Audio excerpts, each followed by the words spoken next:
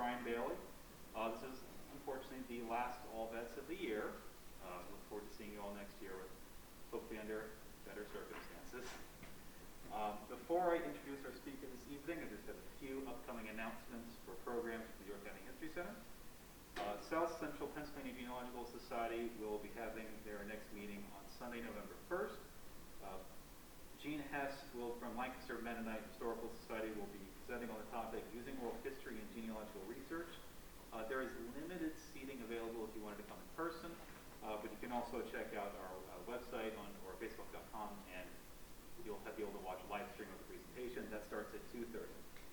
On Saturday, November 14th, it is Articles of Confederation Day. If you check out either our website or our Facebook page, there'll be all sorts of family-friendly activities and educational videos that are associated with the Articles of Confederation that were signed and ratified in York County. In addition to that, as part of our Second Saturday series, Jim McClure will be doing a presentation on the Articles of Confederation at 10:30. And the only other thing I have is that on Wednesday, November 18th, will be a Civil War Roundtable. Scott Mingus will be presenting a webinar entitled Civil War Politics, Abraham Lincoln, and York County, Pennsylvania. That'll be at 7 o'clock again on our Facebook page. That's all the announcements I have, so let me turn things over to our speaker for this evening. Dr. Bryce Lefever is a recently retired naval officer and a board-certified clinical psychologist. He is a recognized expert on the psychology of captivity, the ethics of interrogation, and the treatment of trauma and prevention of post-traumatic stress disorder. Recently, Dr. Lefever was a director of mental health at York County Prisons, and he has two books, the first entitled Mental Fitness, and the second being The Moment of Truth. Ladies and gentlemen, Dr. Lefever.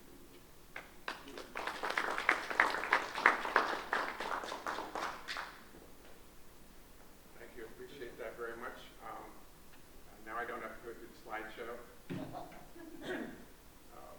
It's always good. I really appreciate you coming out, and especially under adverse circumstances, but I think we're all used to doing things under adverse circumstances, and it's always great to be with my brothers and sisters in arms. So I'd like to find out who a few of you are. Army personnel, mostly. Any Navy? Great, all right. Marines? Good, welcome. Love the Marines. Air Force? All right. Marines and Air Force, okay.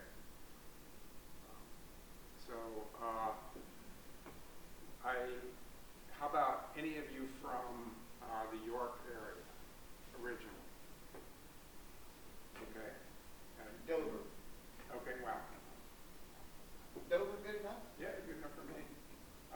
And any of you from the Washington, D.C. area? Okay. I grew up in the Washington, D.C. area, but I do have a connection to York, which is my father grew up here, oddly, and he had a very modest house over on Pennsylvania Avenue, 640 Pennsylvania Avenue, semi-attached home, I think they're called. And he would be astonished at how things have developed in York, I'm sure. His father was a foreman at the York Corporation, which I think has changed names several times into York International, and maybe some other names, maybe been bought out for the International Heating and Cooling Company. And my father also did a little bit of an internship at the Weaver Piano Company, which I think recently burned down. And then he went to Elizabethtown College. He and his brothers were the first of their generation to go to college. And from there, the world opened up, and he saw what could be. And he went on to have a rather remarkable career as a writer, and he eventually founded a think tank in Washington, D.C. called the Ethics and Public Policy Center. So he made quite a developmental journey starting in York. Wasn't unfamiliar with York because we came back here many times, have relatives here. If you know the Sunny Walled health food store, my cousin, my aunt and uncle began it, Grace and Tim Lefever, and Willow Lefever now runs the Sunny Walled health food store. So that's just a little York background. And I also love Pennsylvania and went to college at Bucknell University.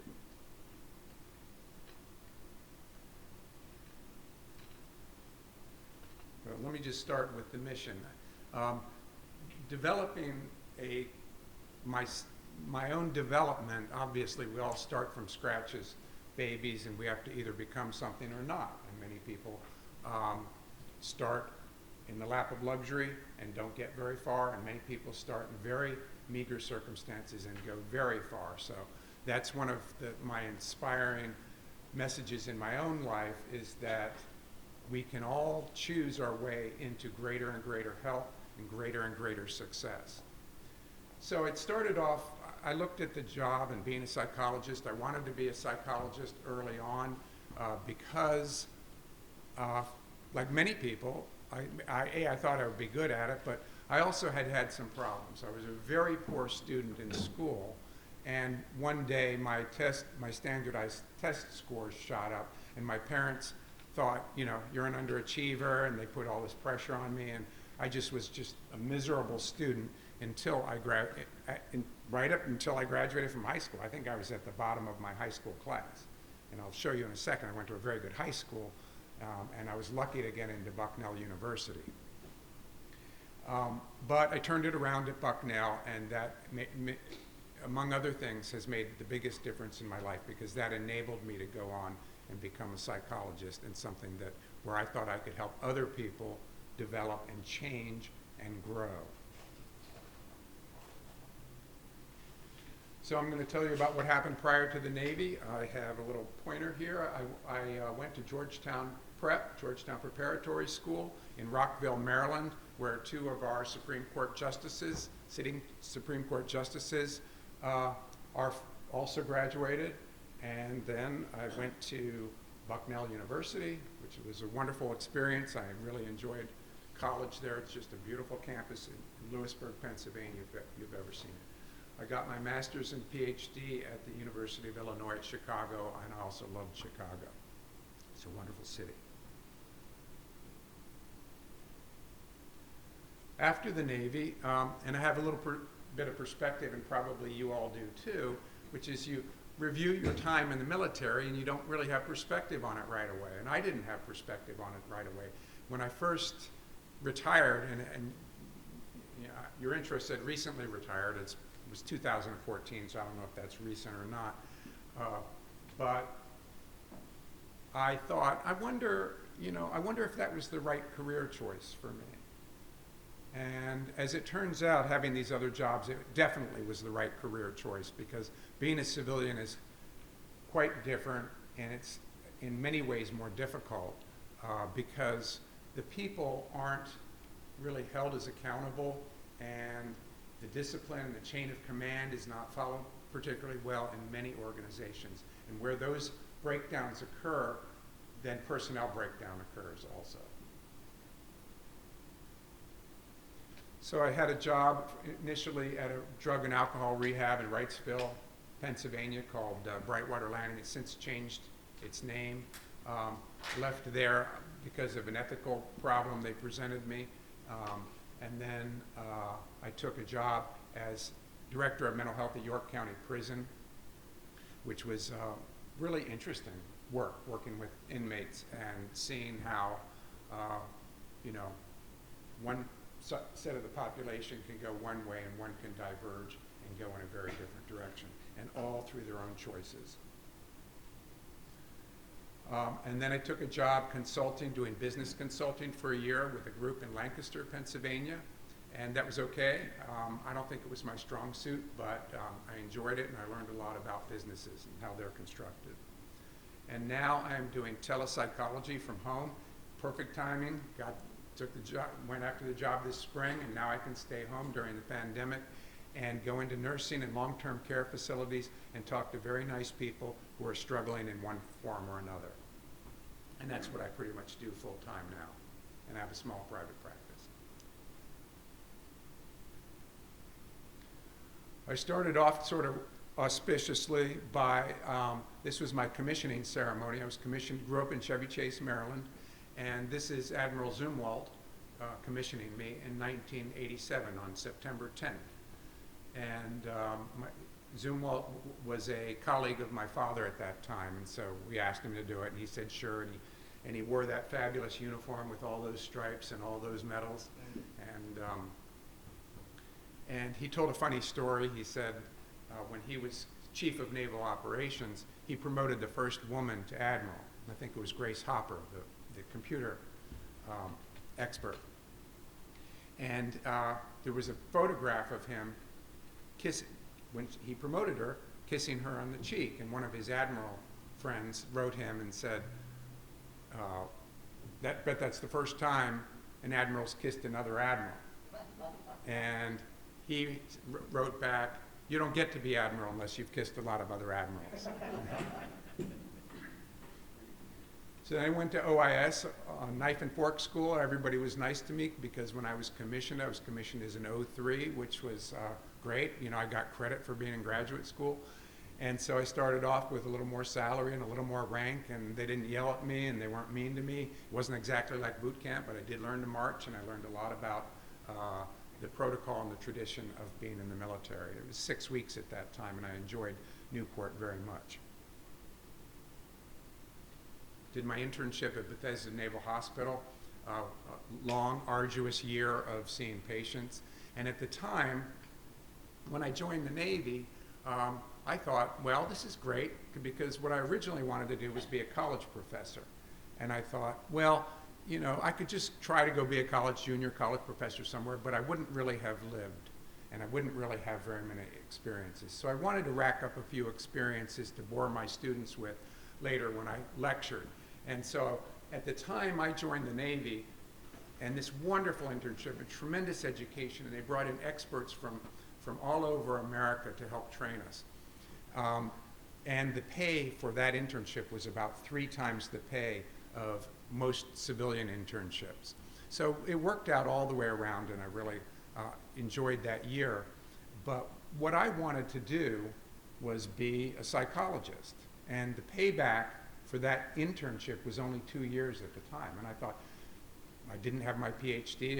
You know, when you go on your internship, normally nobody has defended their PhD. They just finish the coursework, do your internship, defend your PhD, and then seek a license in psychology. So I thought, in those 2 years, I will have defended my PhD, my dissertation, I will be licensed, and then I'll go out in the world and I'll be all set up to do some sort of practice or go in and be a college professor.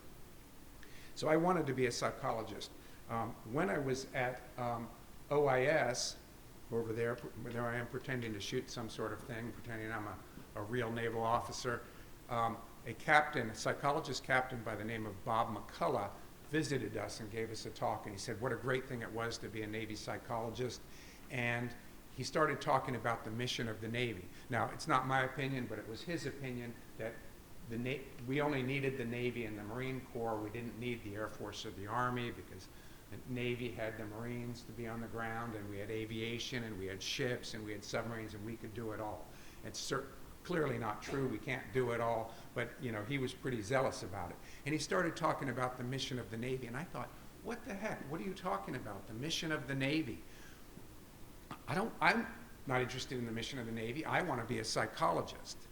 And my thinking has changed and grown quite a bit over the years, and I later told him that story, that how important it was to understand the mission of the Navy and understand your role in it, and not just be a psychologist, because there's a lot we can do as psychologists that has nothing to do with treating people who are not doing well.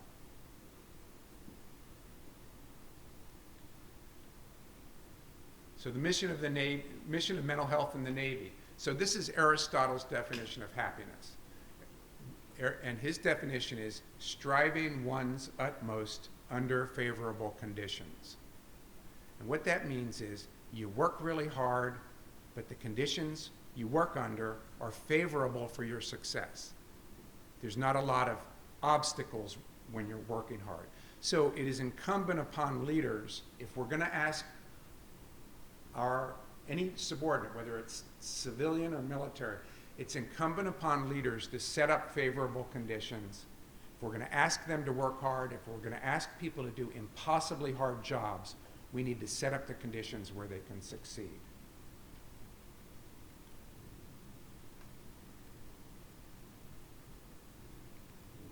And so what we need to do is select the right people from the job. And I don't want to say, I don't think I'm going to say anything very controversial tonight, but a lot of people join the Navy and they think, well, I'm supposed to be taken care of.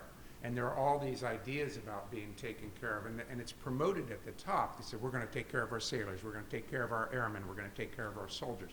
And it's not that we shouldn't do everything in our power to support them, but ultimately we cannot take care of people. We can, because when you step up to the plate, it's you and the pitcher, and you can't do it for the guy. But we can prepare and we can coach and we can select the right people for the job. Train them properly to do their jobs. Provide the best possible equipment. Take care of many of the administrative and logistic details as possible. Make sure that they are mentally, emotionally, psychologically prepared to do their jobs. Offer assistance to family members. That's a hard lesson, is that we can't take care of sailors, airmen, Marines. And one of the reasons I like to demonstrate that you can't really do that, and you shouldn't have that mindset, is if something goes wrong with that person, or it goes wrong in their career, and the ethos is they're supposed to be taken care of by the people at the top, then what they can say is, well, you didn't take care of me good enough.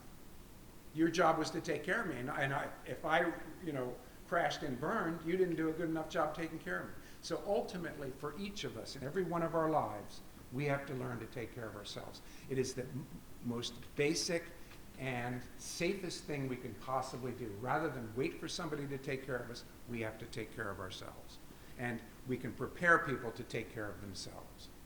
Because we can't, I can't go around, I'm not going to be there on a mission with a guy who needs something, but I can prepare that guy to go on that mission.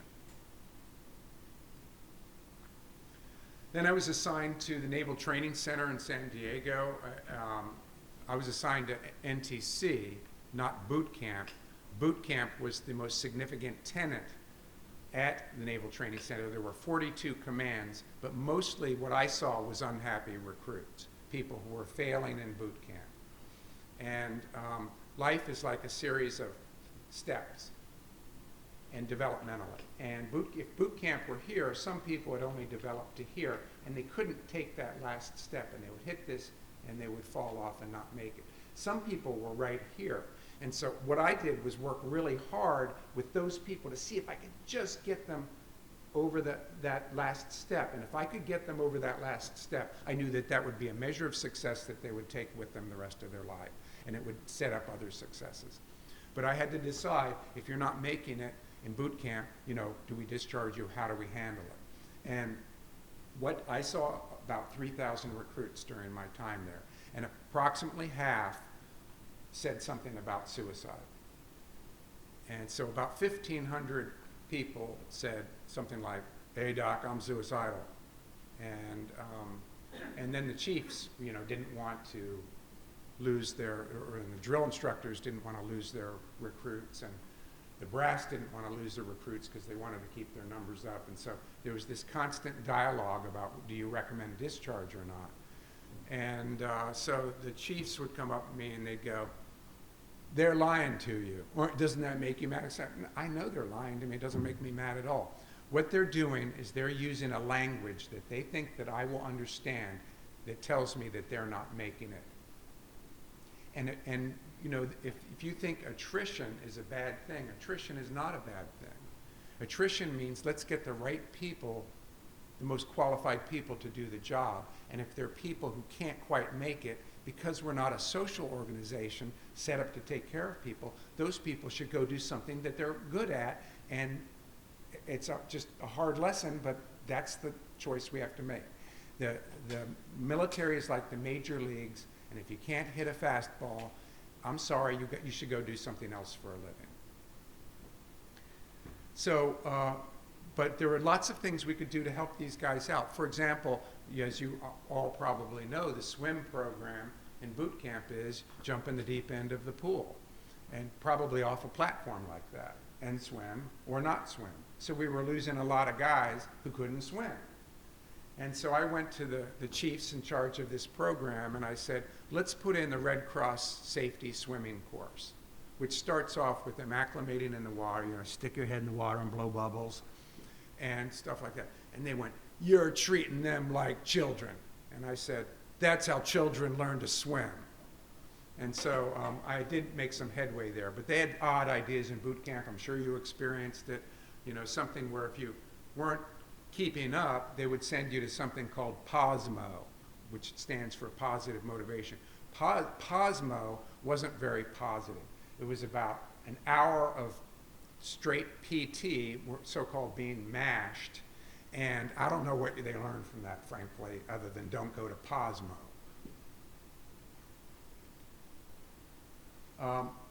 After my fairly abbreviated tour at the Naval Training Center, I really worked hard, and that was at the point where there was the decision point as to whether I stayed in the Navy or not. And so I had floated some ideas about, hey, I might stay in if I got the survival school. And so there's a psychologist assigned to the 2 Navy survival schools. One's in Brunswick, Maine, and the other's in San Diego in North Island, California, is the classroom part. And the other part is about 2 hours north in the high chaparral, beautiful high desert of Warner Springs. We had 1,600 acres up there. So I became the psychologist at the SEER School, which stands for Survival, Evasion, Resistance, Escape, in San Diego, California, or on North Island on Coronado. And in order to do that, I had to go through the school. So they thought they were going to send me through the school. They wanted to send me through anonymously so that I wouldn't get picked on. So I went TAD. TAD in the Navy is temporary additional duty, same as TDY. TAD might also stand for traveling around drunk, but that's another story. So several weeks before I was PCS to the survival school, I went through the program TAD. And so much for being anonymous. So I went to the back of the classroom, because it's all classroom the way we do it. All 5 DoD schools do their survival training in different ways. The Army's scenario is more ground pounding and on the ground. The Navy's scenario is naval aviators have been shot down. And back then we used a communist country, the People's Democratic Republic, as the threat. It was a little behind the times because the threat really was becoming the Middle East, but it's hard to change a program, so we kept using that idea of being an Eastern Bloc country that you've been shot down in. So I went to the back of the classroom where the roster was, and my name was highlighted in 3 colors, and they absolutely knew who I was, and I got the brunt of whatever I was supposed to get for the entire time I was there, which included being on the water board. So this is not a very good depiction of the water board. It's not even terribly accurate, but the water board is a harrowing experience where, first of all, you're tired because you've been in the field. They do it at some point during your captivity, the captivity phase, after you've been through the survival and the evasion part. During the resistance part of your training, you may or may not get waterboarded. If you go hard line at the SEER school, which means I'm going to give big 4 and nothing more. I will give name, rank, service number, and date of birth, and I will resist all other questions to the utmost of my ability. It's Article 5 of the Code of Conduct. So, but if you go hard line, what they're going to show you is, hey, you shouldn't have gone hard line. You should have been flexible in your resistance, and we're going to show you instant flexibility by putting you on the waterboard. Our school in San Diego, by the way, was the only school using the waterboard. Even the East Coast SEER school was not using the waterboard. So so they put me on the waterboard, and they PT, they get you out of breath. You already haven't eaten for a couple of days, and you're pretty exhausted. You might have been up all night. You've been in an evasion program, and you're put on an incline gurney, and with your head at the bottom, you're put in 4 or maybe 5-point restraints with a strap across you. So you're locked down. I don't want to get too far away from these microphones. So you're locked down, your feet and your legs are locked down, and a corpsman takes a very thick, wet rag and puts it over your eyes, and from behind, it stands behind your head. It's not depicted quite like that. Somebody standing behind that guy's head puts it over your face and eyes and holds your head still while they begin pouring water on your nose and mouth. And so you start sucking in water or trying to swallow it or coughing or sputtering or trying to get a breath any way you can. And that goes on for a while. And then they take the rag and they move it. He moves it very quickly over your nose and mouth so you can't breathe at all. And holds it there for a while. And so students reacted in a variety of ways to that. One, sometimes they'd go, "Oh, I'm dead." And they would go limp. And we'd go, "Oi, idiot, we have seen that one. You are not dead." And then their arms would snap against the restraints and go, "Oi, you are alive." And then we'd move the corpsman would move the rag back over the eyes, and as soon as he did, begin pouring water again when you gasp for breath. So when I was on the water board, I thought, well, this is a training evolution, and they can't kill me, but they're killing me by some sort of horrible training accident. So, and then what they do after you're off the water board is they threaten to put you back on, which is pretty rough because they didn't like it in the first place, and you feel pretty beat down after you've been on the water board. I remember I was throwing up afterward, and I put in isolation right after the water board. So we were all marched into these things called our facilities. This is where we resided. These things are little concrete, open-sided dog kennels, practically, concrete, where you couldn't even sit up. And I was in there for hours thinking about how low I felt after being on the waterboard. My neck, and you couldn't sit up, so my neck was dangling, and my neck hurt so bad. And I thought, this is training, and I can't believe how bad they've made me feel in training. And so I thought, I could quit. I could just quit. I can quit any time. But to do anything, you have to pick the moment to do it. What moment do you pick? Tries never pick the moment and just kept rolling through that training. And it was such a profound experience because I could see my spirits rise when something would happen, plummet, rise. And I'm a very even-tempered person. But to see to experience feeling so low and then rise up and then low and up, you learn a lot about yourself in that program. This is not part of the program, but this is the Helo Dunker, which is another one of the Navy's little torture training evolutions. And I'll tell you, we worked really hard at the SEER School. I was very proud of that program. I was there for 3 years. I think we improved the program a lot. And for any training program to be successful, it has to be a confidence builder. It cannot be a confidence destroyer. Because if your confidence is worse than when you went into training, it's going to affect you when you go into combat or into theater. And we had learned that from the Israelis because they had had more conflicts early on than we had had. And their people who ended up with PTSD, they had a very hard time getting them to become confident enough to go back into battle. So my message here is this is like a huge oil drum that's configured on the inside with canvas seats like you would have on a 46 or a 53 helicopter, and you'd sit along the sides, and you'd strapped in with the ordinary coke fittings and seat belts, and they've got cutouts, windows, and a cutout door, and they drop it into the water, and it flips upside down, and it sinks. So now you're strapped in this giant barrel, upside down, underwater. And so they do this 4 times.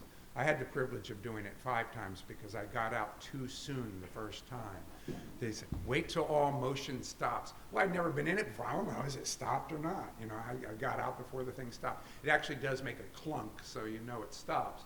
But the 4 times out are nearest window, that's pretty easy.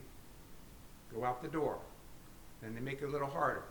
Blindfolded, nearest window, and then the real kicker, blindfolded out the main door. So you don't know, you know it's that way, but I was also in the furthest seat away. So when you're going that way, and there's a bunch of people in front of you with combat boots kicking you as you're trying to swim out and find the door and get up. So I did it.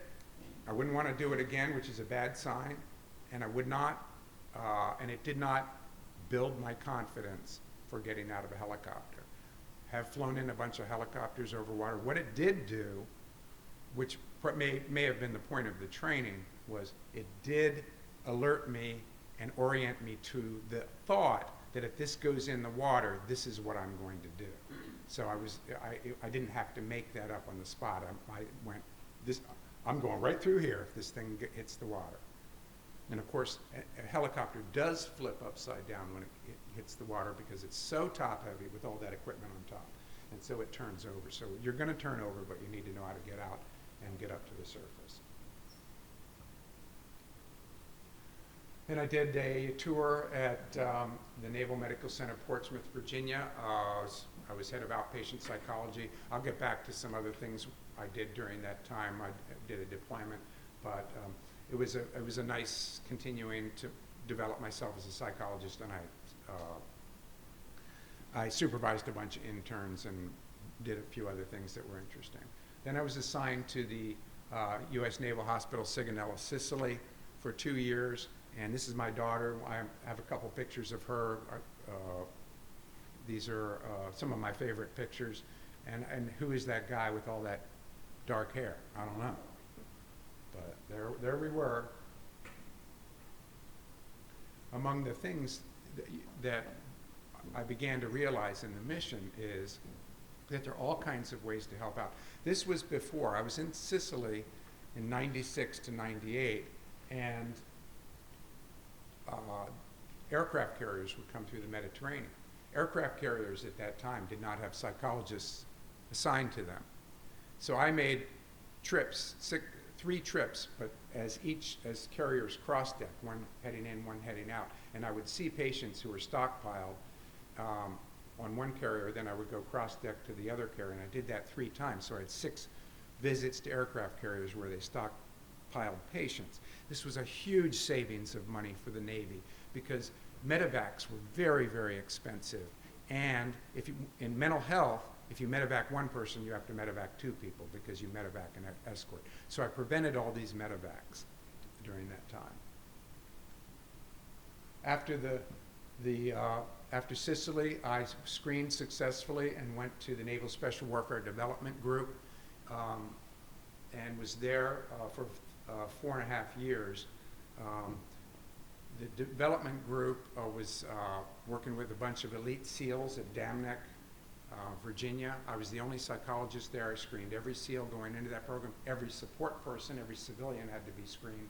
It was the one place where we selected people, and they couldn't be given written orders by their detailer. So you might, I don't know how much you know about York history, but this is Neil Roberts, and if I orient myself right, he's buried just, I don't know, about half a mile away or a mile away right up the road here. And he was one of the first SEALs killed in the war. He was a very fine man. I think he's in York. He grew up in California because Patty Roberts, his wife, is a York resident. So he went by the call sign Fifi. And there's a funny story about Fifi, which is no one, I don't think, in the military picks their own war name. You know, that's assigned to you. But he wanted to be called Crimson Fury because of his red hair. And the guys went, all right, Fifi. And that became his name. So we did a lot of interesting things during the deployment to Afghanistan in 2002.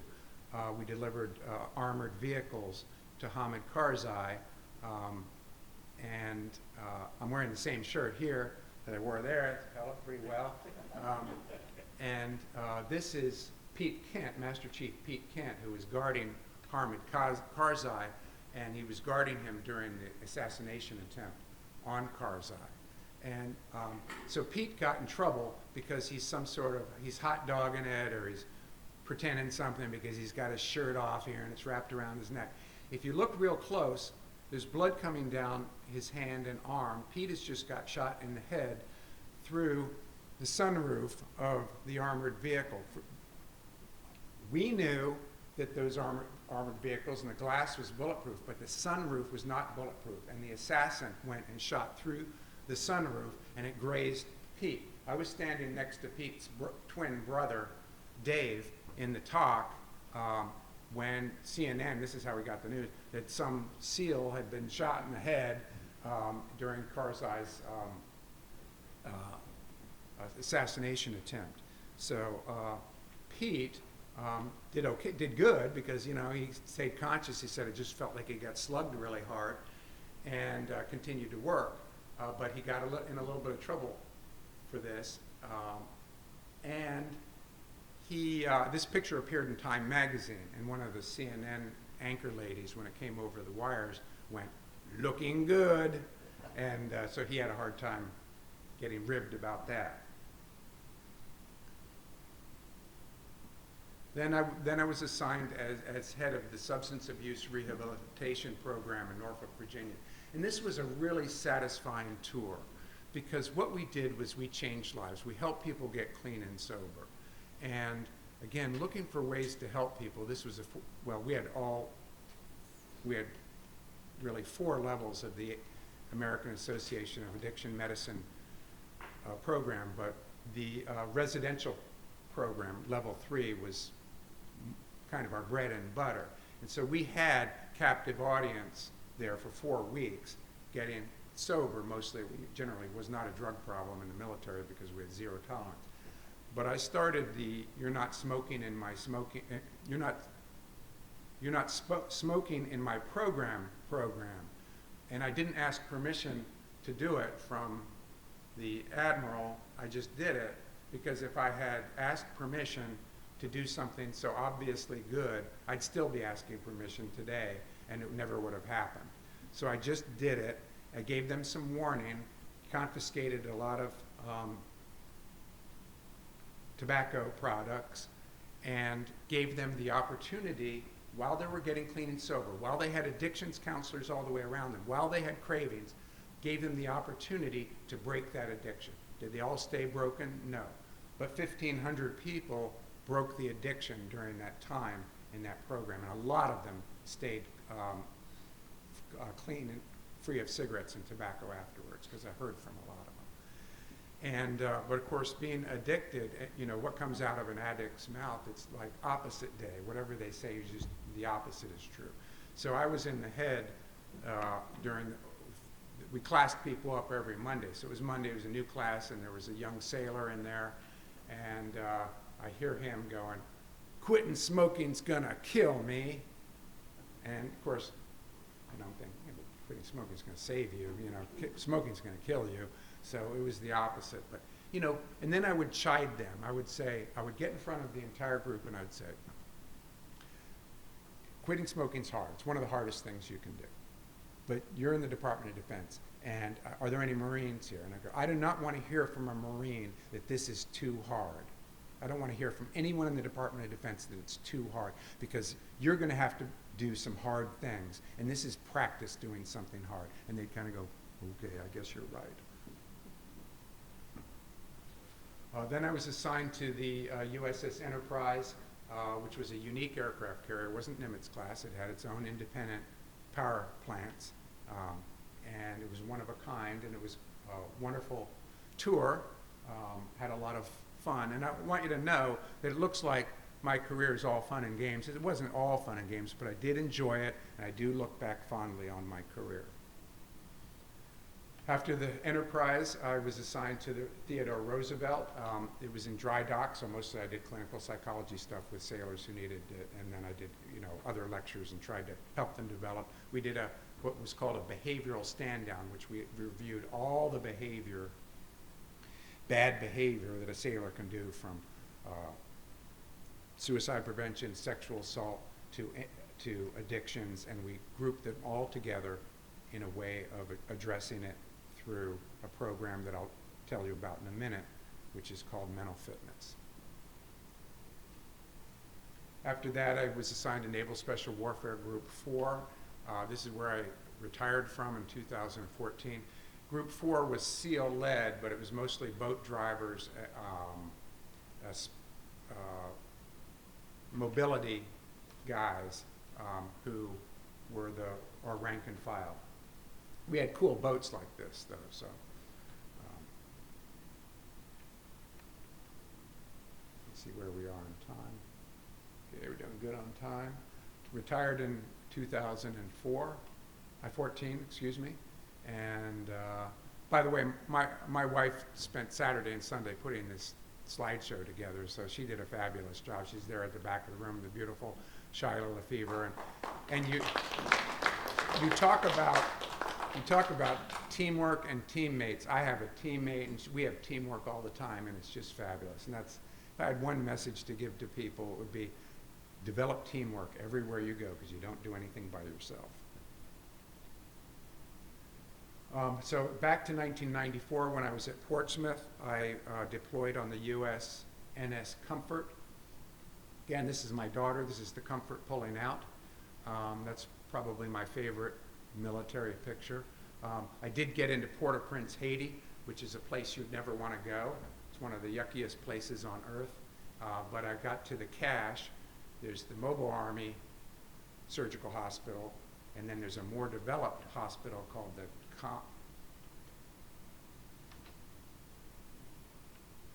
Combat Surgical Hospital, I think. So, and I got to the cache, and this was a picture I took of a Haitian child being treated by an Army nurse.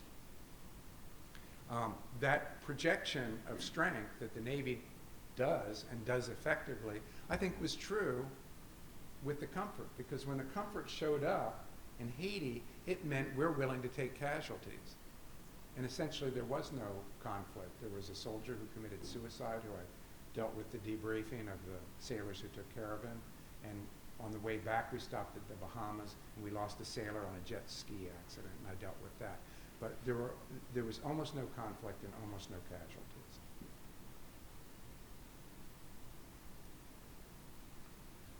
Deployed to Afghanistan, spent a little bit of time in Oman, Pakistan, and Turkmenistan back in 2002, shortly after the war began. I'll tell you a little bit about each of these photographs. This was taken at the detention center. There's an American flag back there. It's the same American flag here. Here I took a little walk, and these two Afghani kids wanted to sell me a Russian knife for $10. So I didn't spring for the $10. I don't know, cheap or something. But. And then this is walking around at the Bagram Air Base, and there's these old Russian jets still, and a lot of old military equipment from the prior conflicts. Now what I did was I went over to the detention center and I coached some interrogations, and I lectured the interrogators on non-abusive interrogation techniques. And then I said, look, I got these American flags. I want a little memento of this deployment. Hey, can you just, this is like a big hangar, like a big aircraft hangar. And this is the second deck. Well, I'm standing on the second deck. That guy's up in the rafters. This is an Air Force E6, and he's up in the rafters. And I said, I just wanted them drape them over the rails for a few days, those flags. And he, darned if he doesn't, take all three flags, crawl out on these rafters without any support or safety. He does have a safety guy down below, and that's in case the flag drops. He wanted the guy to catch the flag. And I'm horrified, and he goes out 3 times and hangs these flags. I go back 3 days later and say, I'd like to have my flags back. Guy goes out and gets them. I'm still terrified, but he did them successfully, wouldn't take a dime for it. And I mean, it was just extraordinary, the patriotism that they showed. Down here, these little yellow suits are our detainees. I deployed on the Enterprise in 2007. We dropped a record number of bombs in both Iraq and Afghanistan. We didn't lose a single person. It's odd to not have anyone be killed on an aircraft carrier deployment, but we didn't, and we got the Battle E. It was a tremendous experience. I have had a lot of fun. I've been catapulted off an aircraft carrier